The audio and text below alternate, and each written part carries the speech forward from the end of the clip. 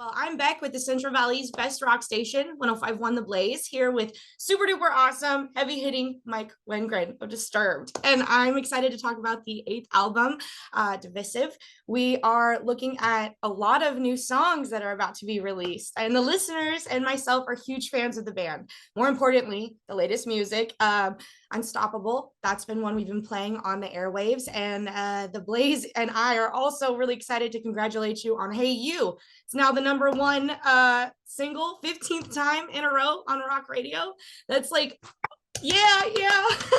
So let's talk about that. I mean, one of the biggest things that such an honor, I'm starstruck of my childhood was listening to the heavy sounds of drumming in Disturbed. So to be sitting here with you right now is just like, and I know the listeners are going to be like, oh, awesome. So what's going on with this new album of songs you guys are about to just kick off?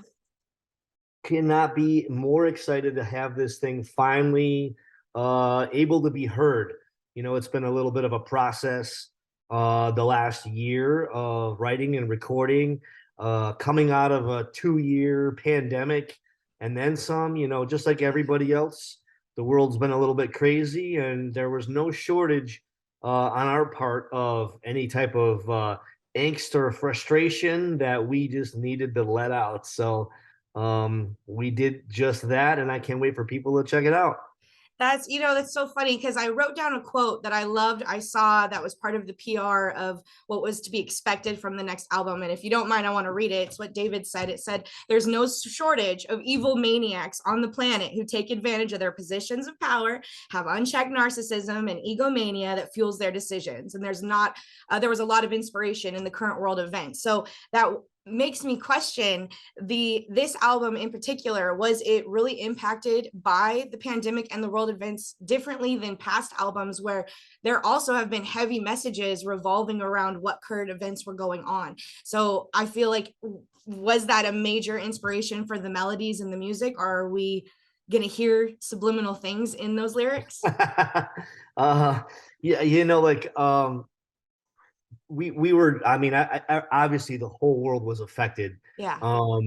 It's been a crazy, it's just been nuts. So, what do you do when you're stuck inside your house and you can't live the normal life that you're used to? We're musicians, and we write, and we love to be out, touring and traveling and meeting people and performing and all that stuff. And when what we've done for ourselves, building the career that we have for 20 plus years, all of a sudden that gets taken away from us. We started to go a little bit mad ourselves.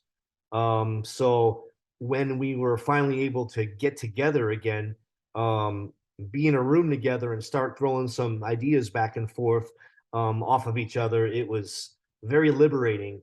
And it just, yeah, the ideas just kept pouring out, absolutely pouring out.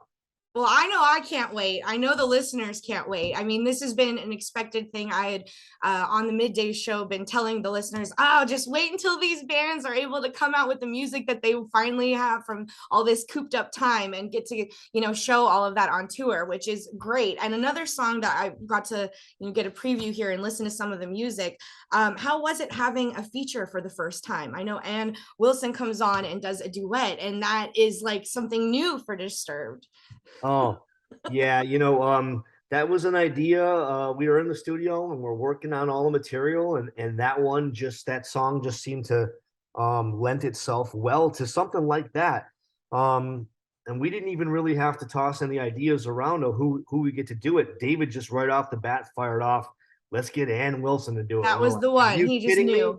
Like, would it even be possible?" But she's David and her have a little bit of a rapport. When we did Sound of Silence a few years back, she was one of the celebrities that praised it on Twitter. And so David and her have been, speaking like that ever since. So he just reached out to her, and she said she was all about it. Isn't that crazy how social media in this day and age, you're able to connect with so many different people versus in times before, it must have been a lot harder to be able to reach out and see. But I mean, you're disturbed. Who's going to say no to wanting to do a duet with you guys? Now, I've watched some of the videos of you, from the drum cam, and I never realized that you can't hear anything else but what you're doing.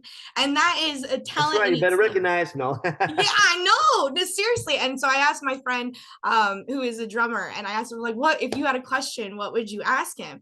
And he said, how does it feel to sit on the throne? And he wanted to emphasize not the toilet, but the velvet seat. And so really to be a part of that band and be doing this for, this long-term decades worth career, does it feel any different being up on stage, even though this 2 years of hiatus, now to go back out on tour? Is it going to feel like home, or is it going to be feeling like a new awakening? It feels like a little bit like both. I mean, it is a new awakening of an old home. It's almost like, we just got the old home renovated. Yeah. Um, as far as sitting on the throne, it's the best seat in the house. Best seat in the house. Highly recommended for anybody that's able to do that. No, yeah, it just goes back to after just not being able to perform. Like, Hmm. I don't know what we do. I don't know. I think we need that release, that Yeah. outlet. And um, I go to the gym, right? And I actually just got back myself a little while ago, and that's great too. But it just isn't the same. There's um in the gym, it's just like you and the weights, and it's you're just Yeah. you get an outlet. But for us, there's like this energy transfer between the four of us and our audience members. When we're up there and we're seeing the people in the front rows and we can see their faces and their mouths singing lyrics, and just the vibe is insane. So You feed off of, I mean, that's really what's been able to keep this going, as this huge monster mega band of energy, is that you feed off of the audience feeds off of you, and that's really what's created this family, I guess, unit in a say for all of these Well, years. very, very well put. That's exactly how it is for us. It is.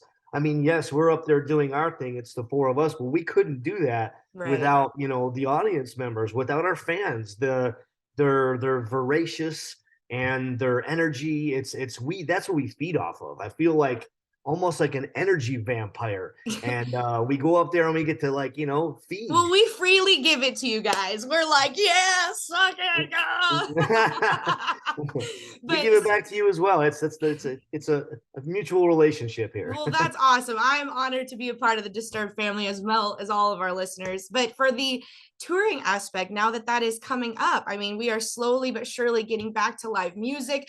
Thank the rock gods, because it has been a brutal time without it. I miss the moshing and the sweat and the screaming, and I know you guys are ready to kick off that. So with the new album, are we going to be hearing a lot more of that new music as you guys start getting out there and performing?